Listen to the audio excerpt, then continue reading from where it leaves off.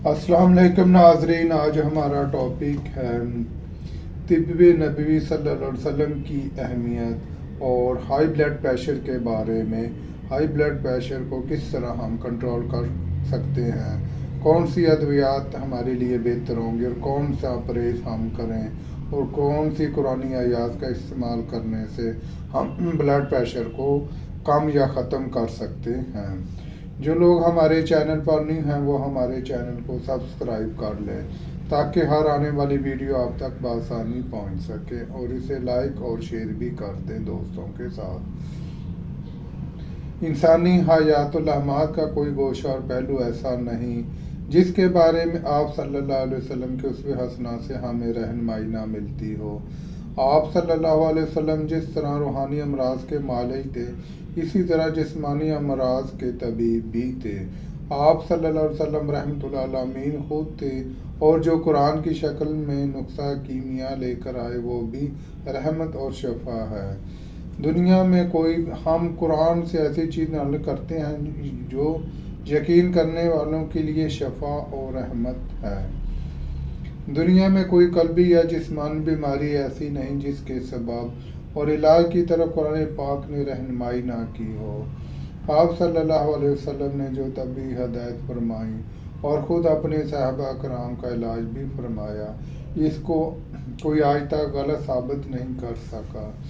آپ صلی اللہ علیہ وسلم کی بتائی ہوئی ادویات اور غذائیں، آپ صلی اللہ علیہ وسلم کا طریقہ علاج صدیاں گزر جانے کے باوجود، موسم علاقوں اور انسانی مزاجوں کے اختلافات کے باوجود اسی قدر نفع بخش ہے جتنا کہ پہلے تھا۔ قرآن پاک اس امر کی تصدیق کرتا ہے کہ پیارے نبی صلی اللہ علیہ وسلم کو علوم فنون کے ساتھ ساتھ حکمت سکھا دی گئی۔ لوگ ان کے پاس باقاعدہ علاج کے لیے آتے رہے اور فیض یاب ہوتے رہے۔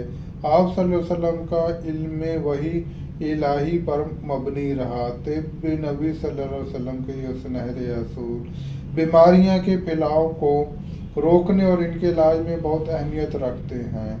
بیماریاں فرد کی اپنی غلطی سے ہوتی ہیں۔ تندرست افراد مریض کے پاس نہ جائیں۔ وبا کے علاقے میں جانا اور اس علاقے سے نکلنا خطرناک ہے۔ قوت مدافعت کی کمی بیماریوں کا باعث بنتی ہے۔ معالج کے لیے علم الامراض اور علم ادویہ کا علم ہونا بہت ضروری ہے۔ ان پڑھ افراد علاج نہ کریں، اگر ویسا کریں تو ان سے ہرجانہ لیا جائے۔ مریض کو بھوکا رکھ کر اس کی قوت مدافعت کو کم نہ کیا جائے۔ ذیلی اثرات رکھنے والی مضر ادویات استعمال نہ کی جائیں۔ اگر ہم لوگ طب نبوی صلی اللہ علیہ وسلم کے سنہرے اصولوں پر عمل کریں تو کوئی بیمار نظر ہی نہ آئے۔ ایک مسلمان کے لیے اس سے بڑی سعادت کوئی ہو ہی نہیں سکتی کہ وہ اپنی عادات، اطوار اور معاشرت معاملات کو آپ صلی اللہ علیہ وسلم کے طریقے کے تابع بنا دے، کیونکہ اتباع سنت پر ہی دونوں جہانوں کی کامیابی ہے، اور سنت کو ترک کرنے سے ذلت، پستی حاصل ہوتی ہے۔ لیکن افسوس، آج کا انسان سنت سے بہت دور ہوتا جا رہا ہے۔ نہ صرف روحانی بلکہ جسمانی عوارض کے حوالے سے ہر فرد پریشان نظر آتا ہے۔ ضرورت اس امر کی ہے کہ طب نبوی صلی اللہ علیہ وسلم کو آسان الفاظ میں عام کیا جائے تاکہ ہر خاص عام مفید دواؤں اور غذاؤں سے مستفید ہو سکے اور صحت کے ساتھ ساتھ ثواب بھی حاصل کرتا رہے۔ اس طرح آج کل ہم نے اپنے لائف سٹائل کو چینج کے ساتھ ساتھ اپنی بیماریوں کو شروعات کر لی ہیں۔ اسی وجہ سے ہم نے اپنے کھانے پینے کے قوانین، طریقے جو بہتر کرنے تھے وہ ہم نے خود ہی ناکامی کی طرف لے کے جا رہے ہیں۔ ہم کھانا ایسے وقت پہ کھاتے ہیں جب ہمیں کھانا نہیں کھانا چاہیے۔ ہر کھانے کا ایک ٹائم ہوتا ہے۔ ہمیں صبح ناشتہ کرنا چاہیے، دوپہر کا کھانا کھانا چاہیے، اور رات کا کھانا جلدی کھائیے۔ ہم اتنا ہی رات کا کھانا لیٹ کھاتے ہیں، جس کی وجہ سے جب کھانا لیٹ کھاتے ہیں تو ایسے ہی ہم بستر کے قریب چلے جاتے ہیں، ہم سو جاتے ہیں، وہی کھانا ہمارے لیے جو کہ بہتری لانا تھا، ہمارے جسم کو اس نے ایکٹیو بنانا تھا، وہی کھانا ہمارے معدے میں پڑا رہنے کی وجہ سے کیا ہوتا ہے کہ اس کے غلط اثرات ہمارے معدے پہ پڑتے ہیں۔ جب ہمارا معدہ ڈسٹرب ہوگا تو اس کی وجہ سے یہ بیماریاں ہم میں پیدا ہو جاتی ہیں، جس کی وجہ سے بلڈ پریشر کا مسئلہ بن سکتا ہے، گیس کا مسئلہ بن سکتا ہے، قبض ہو سکتی ہے، لیور متاثر ہو سکتا ہے۔ اس وجہ سے ہمیں چاہیے کہ ہمیں اپنے کھانے پینے کا جو ٹائم ہے، جو نبی کریم صلی اللہ علیہ وسلم نے طریقہ بتایا، انہیں کی سنت پہ عمل کر کے ہمیں اپنے صحیح کھانے کا تعین کرنا چاہیے تاکہ ہم اپنے آپ کو بیماریوں سے بچا سکیں۔ تندرستی کی حالت میں دن میں کئی مرتبہ اونچا نیچا ہوتا رہتا ہے، رات کو آرام کرنے کے بعد صبح کو بلڈ پریشر کافی کم ہو جاتا ہے۔ یعنی ہم آج بلڈ پریشر کے بارے میں بتائیں کہ بلڈ پریشر کی وجہ سے زیادہ یا کم ہوتا ہے۔ پھر دن کے کام کاج میں خوراک، آمد و رفت اور اچھی بری خبریں سننے کے بعد پریشر میں حالات کے مطابق اضافہ ہوتا رہتا ہے۔ معمول کی تبدیلیوں کو سامنے رکھا جائے تو گھبراہٹ کے کچھ اسباب کم ہو جاتے ہیں۔ جب کسی کا بلڈ پریشر 140/90 سے بڑھ جائے تو اسے اس بیماری کا شکار سمجھا جاتا ہے۔ بلڈ پریشر میں اضافے کے اکثر اسباب کا پتہ چل چکا ہے، اس کے باوجود 95% مریضوں میں کوئی سبب بھی نہیں ملتا۔ اس کیفیت کو بنیادی بلڈ پریشر یا ہائپر ٹینشن ایسینشیل کا نام دیا گیا ہے۔ بلڈ پریشر کے اسباب کیا ہیں؟ ابتدا غیر یقینی ہوتی ہے، کبھی کبھی پریشر بڑھتا ہوا نظر آتا ہے اور کبھی نارمل نظر آتا ہے۔ جذباتی کیفیت اور تھکن کے بعد بڑھتا ہے اور پھر کم بھی ہو جاتا ہے۔ 20 سال سے کم عمر کے لوگوں میں یہ نظر نہیں آتا، بلکہ یہ 25 سے 55 سال کے عمر کے افراد کی بیماری ہے۔ اگر ایک اندازے کے مطابق امریکہ میں رہنے والے 5 کروڑ افراد بلڈ پریشر میں اضافہ کی بیماری میں مبتلا ہیں۔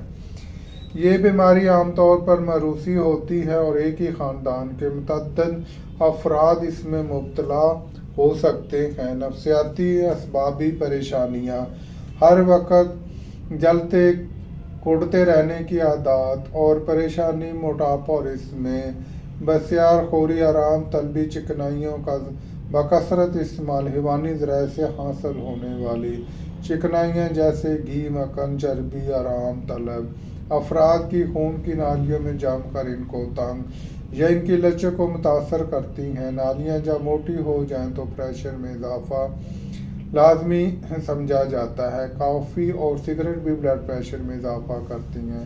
کافی کا ایک پیالہ جس میں 200 ملی گرام کے قریب کیفین ہوتی ہے، بلڈ پریشر کو 8 سے 10 ملی میٹر بڑھا دیتی ہے۔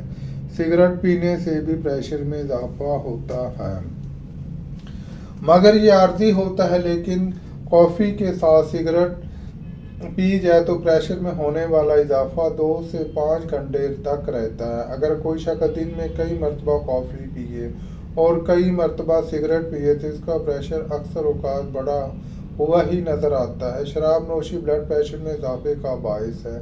بعض ماہرین کا خیال ہے کہ شراب پریشر میں اضافہ نہیں کرتی، البتہ جب اسے چھوڑ دیا جائے تو اعصابی خلش کی وجہ سے پریشر میں اضافہ ہوتا ہے۔ یہ تو بالکل غلط ہے۔ شراب کے جسم پر اثرات کی صورتحال اس کے برعکس ہے۔ شراب معدے اور جگر کو براہ راست خراب کرتی ہے۔ الکوہل اعصاب کے لیے مہلک ہے، یہ گردوں کو خراب کرتی ہے اور اسی طرح مستقل بلڈ پریشر پیدا کرنے کا باعث بن جاتی ہے۔ معدنیات کا استعمال خاص طور پر سینکیاں، پارا، تانبا، سیسا، شگراف کے کشتے یا انہی طرح کے ڈاکٹری مرکبات کے علاوہ مانع حمل ادویات اکثر خواتین کو حمل کے دوران بلڈ پریشر ہو جاتا ہے۔ طب جدید میں ایک عرصہ سے بحث چلی آ رہی ہے کہ بلڈ پریشر اور دل کے مریضوں کی غذا سے نمک خارج کر دیا جائے یا نہیں۔ کچھ لوگ کہتے ہیں کہ بالکل بند کرنا تو زیادتی ہے، البتہ اسے کم کر دیا جائے۔ چند سال پہلے دل اور بلڈ پریشر کے مریضوں کے لیے نمک زہر قرار دیا جاتا تھا۔ جنوبی کیرولینا کی میڈیکل یونیورسٹی کے مطابق برننڈ اینگن اور ان کے ساتھیوں کی تحقیق کے مطابق محض نمک کی مقدار میں کمی سے بلڈ پریشر کم نہیں ہوتا، بلکہ اصل فائدہ جمنے والی چکنائیوں اور شکر سے پرہیز اور وزن کم کرنے سے ہوتا ہے۔ اپنی تحقیق کے بعد انہوں نے انکشاف کیا ہے کہ ان کے زیر تجربہ 1/3 افراد کے بلڈ پریشر میں نمک کر دینے سے خاصا اضافہ دیکھا گیا۔ ان کے مشورے کے مطابق لوگوں کو روزانہ 10 گرام تک نمک کھانا چاہیے۔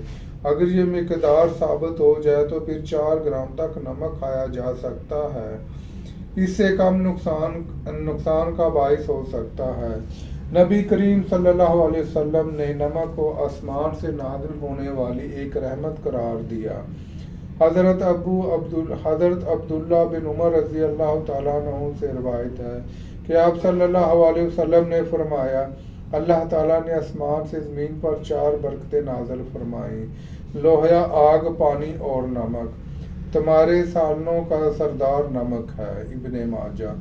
مریضوں کو نمک سے مکمل اجتناب کے بجائے اس کی مقدار کم کرنے کا مشورہ دینا مناسب ہے۔ غالباً یہی فیصلہ درست بھی ہے۔ شور و غل، ٹریفک کی آوازیں اور گاڑیوں کی دھمک بے سکونی کے علاوہ بلڈ پریشر کا باعث بن سکتی ہے۔ اس وجہ سے ہمیں چاہیے کہ ہمیں نمک کم استعمال کرنے کی بجائے ہمیں پرہیز کرنا چاہیے۔ ہمارے جسم میں جو موٹاپا، جو ہم شکری چیزیں زیادہ لیتے ہیں، ان کو کم کرنا چاہیے۔ علامات: اکثر مریضوں کو بلڈ پریشر بڑھنے کی کوئی علامات محسوس نہیں ہوتی۔ اس کا پتہ کبھی اتفاقیہ جب ہم ڈاکٹر کے پاس جاتے ہیں تو پتہ چلتا ہے کہ ایک دفعہ کا اضافہ کوئی اہمیت نہیں رکھتا۔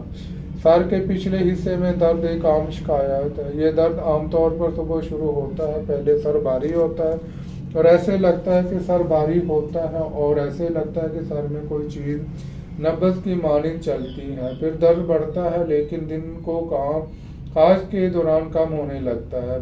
بلڈ پریشر دن کے مختلف اوقات میں لیا جائے اور اس کے بعد اگر مسلسل اضافہ دیکھنے میں آئے تو اسے بیماری کی علامات سمجھا جائے۔ علاج: بلڈ پریشر پیدا کرنے میں خون کی نالیوں کی وسعت ایک اہم مسئلہ ہوتی ہے۔ آرام طلب زندگی گزارنے والوں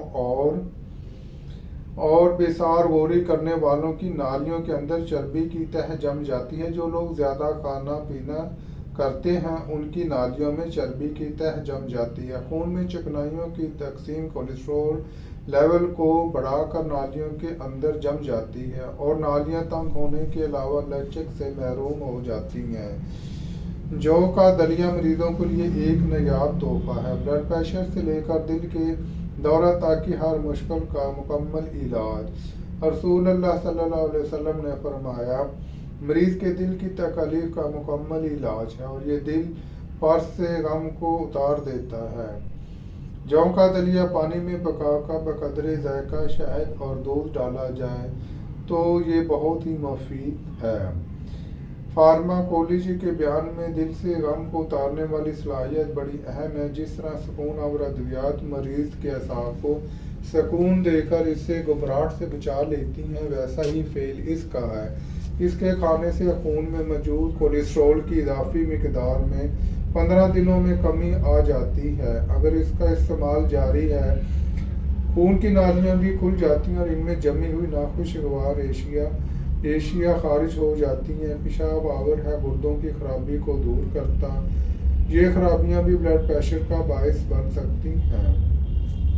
نبی کریم صلی اللہ علیہ وسلم دل کے دورے کے علاج میں کھجور اور اس کی گٹھلی سے علاج فرما کر مریض کو تندرست کر کے دکھایا۔ چونکہ دل کے دورے میں بھی خون کی نالیوں کا مسئلہ ہوتا ہے، اس لیے یہ بلڈ پریشر میں بھی مفید ہوگا۔ کھجور میں پوٹاشیم کی مقدار بہت زیادہ ہوتی ہے اور سوڈیم انتہائی کم۔ پوٹاشیم کے جسم میں مناسب مقدار بلڈ پریشر کو بڑھنے نہیں دیتی۔ کھجور کا کام دل کو طاقت دینا، نالیوں میں پڑی ہوئی رکاوٹیں دور کرنا اور مریض کو توانائی مہیا کرنا۔ نہار منہ کھجور کھانا زہروں کا تریاک ہے۔ ناشتے میں 5 سے 7 دانے کھجوریں کھانا انتہائی مفید ثابت ہے۔ اسی وجہ سے نبی کریم صلی اللہ علیہ وسلم نے فرمایا کہ کھجور کھانا سنت ہے۔ جب رمضان کا مہینہ آتا ہے تو ہم اسی سے اندازہ لگاتے ہیں، تو ہم یہ سنت پوری کرنے کے لیے جب ہم فاسٹنگ میں رات کو ہمارا جسم نڈال ہو جاتا ہے روزے کی وجہ سے، تو جب ہم کھجور کا استعمال کرتے ہیں تو کھجور کے کھانے سے ہمارے جسم میں قوت مدافعت میں بہتری آتی ہے۔ اس وجہ سے کھجور کا استعمال زیادہ سے زیادہ کرنا چاہیے۔ نباتاتی تیلوں میں سے سب سے عمدہ اور محفوظ زیتون کا تیل ہے۔ قرآن مجید نے اسے ایک مبارک درخت کا مبارک تیل قرار دیا۔ آپ صلی اللہ علیہ وسلم سے کھانے میں استعمال کرنے اور مالش کرنے کی تاکید فرمائی۔ جدید طبی میڈیکل سائنس تحقیق نے ثابت کر دیا ہے کہ جو خوراک زیتون کے تیل سے بھرپور ہوتی ہے وہ خاص طور پر خون میں زیادہ کثافت والی روگنیات کو بڑھانے یعنی HDL کو بڑھانے میں بہت مفید ہے، جو کہ خون کی نالیوں میں روگنیات کو منجمد کرنے اور دل کی شریانوں کی بیماریوں میں حفاظتی عنصر ہے۔ تازہ تحقیق نے یہ بھی ثابت کیا کہ زیتون کا تیل مختلف غیر جذب ہونے والی روگنیات اور جذب ہونے والی روگنیات میں سے کم خون کی نالیوں میں روگنیات منجمد کرتا ہے۔ کھانے میں زیتون کا تیل استعمال کرنا بیماریوں سے محفوظ رہنے کا مؤثر ذریعہ ہے اور پینے کے لیے بھی استعمال کیا جائے۔ بڑا چمچہ صبح و شام شہد ایک عمدہ اور غذا ہے، اس وجہ سے ہمیں شہد کا بھی استعمال کرنا چاہیے، جن تمام غلاظتوں کو دور کرتا ہے جو خون کی نالیوں اور آنتوں میں جمع ہو جاتی ہیں۔ جو خون کی نالیوں اور آنتوں میں جمع ہوتی ہیں یہ جسم میں جم جانے والی ہر قسم کی غلاظتوں کو نکالتا ہے۔ پیشاب آور ہے، بلڈ پریشر سے دل کی تمام بیماریوں کا علاج ہے۔ نہار منہ شہد کا شربت پینا اکثر بیشتر بیماریوں کا علاج ہے۔ یہ دوائی نسخہ بھی بلڈ پریشر کنٹرول کرنے میں بہت مفید ہے۔ کلونجی 70 گرام، کست شیرین 10 گرام، کاسنی کے بیج 5 گرام، ان کو ملا کر پیس کر چائے کا چمچ صبح و شام کھانے کے بعد دوا کے ساتھ جو کا پانی یا دودھ کی لسی لازمی پئیں۔ اس علاج کے ساتھ معمول کے پرہیز یعنی گھی اور چکنائیاں کم کی جائیں، کھانا بھوک رکھ کر کھایا جائے، رات کا کھانا جلد کھایا جائے، اس کے 1 گھنٹہ بعد کم از کم 500 قدم ضرور چلا جائے، دن بھر میں کم از کم آدھا گھنٹہ چہل قدمی لازمی کی جائے۔ موٹاپے سے نجات ملتی ہے، جسم میں موجود چربی کی اضافی تہیں ختم ہو جاتی ہیں، میٹابولزم پر مثبت اثر پڑتا ہے، بلڈ پریشر کنٹرول میں رہتا ہے۔ کولمبیا یونیورسٹی کی ایک تحقیق کے مطابق جن لوگوں کی رات کی نیند 5 گھنٹے یا اس سے بھی کم ہوتی ان کے لیے ہائی بلڈ پریشر کا امکان بڑھ جاتا ہے۔ 7 گھنٹے سونے والوں کے